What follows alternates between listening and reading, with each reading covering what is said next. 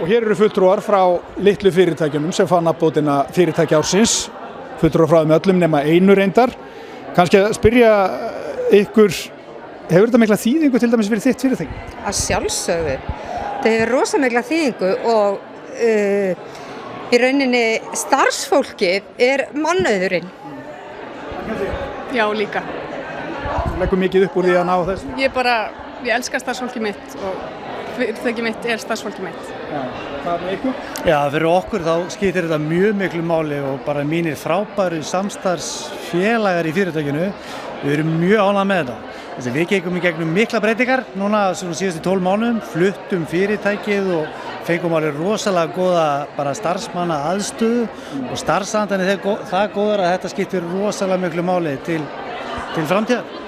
Ég bara tek undir þetta. Við höfum nú verið það lánsum að vera í nokkur ár og þetta skiptir okkur miklu máli, þetta gerur okkur mjög stolt af fyrirtækinu og bara tek undir með ykkur líka. Ég meina starfsfólki er það sem að vinnur alltaf til langstíma sko. Fyrirtæki sem að byggja á mannauðnum að þau verða alltaf ofan á til langstíma. Hvernig er það? Er hægt að nýta þetta bara inn á vinnustanum, til dæmis bara núna á næstu vikum? Nú hafið þið náð þessum árangri, getið þið gert eitthvað með þetta?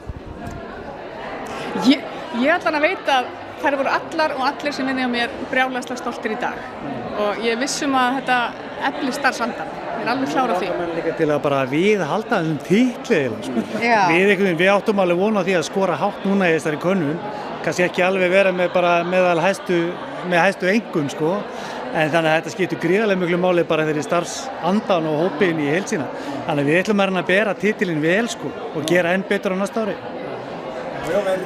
Starfsandinn er náttúrulega rosalega mikilvægur og hann er hjá allavega okkur hefur alltaf verið mjög góður og þetta er náttúrulega bara rosalega gott spott inn í það að bara það er svo gaman að vinna á vinnustað sem er góður starfsandi. Alltaf umurlegt þegar það er leiðilegur starfsandi. Bæði fyrir stjórnendur og þá sem vinna. Þetta er þetta lykilatriði hjá öllum fyrirtækjarekstri. Hvað ætlaði að gera í kvöld eftir þetta? Ég er að fara í leikhús. Ég er að horfa Valur FH, ég hef búin að segja þér það. Ég átti miða á drengjakór íslenska lífveldisins í Bæjarbíó í Hafnarfirði. Ég veit ekki hvort ég náði því, en þessu ber að fagna í kvöld.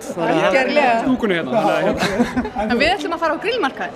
Já, að fagna þessu formi. Það er bara þannig. Það er frábært að Alveg saman hvernig hefur farið. Allir við að fara út að borða. frábært. Við fögnum seinna.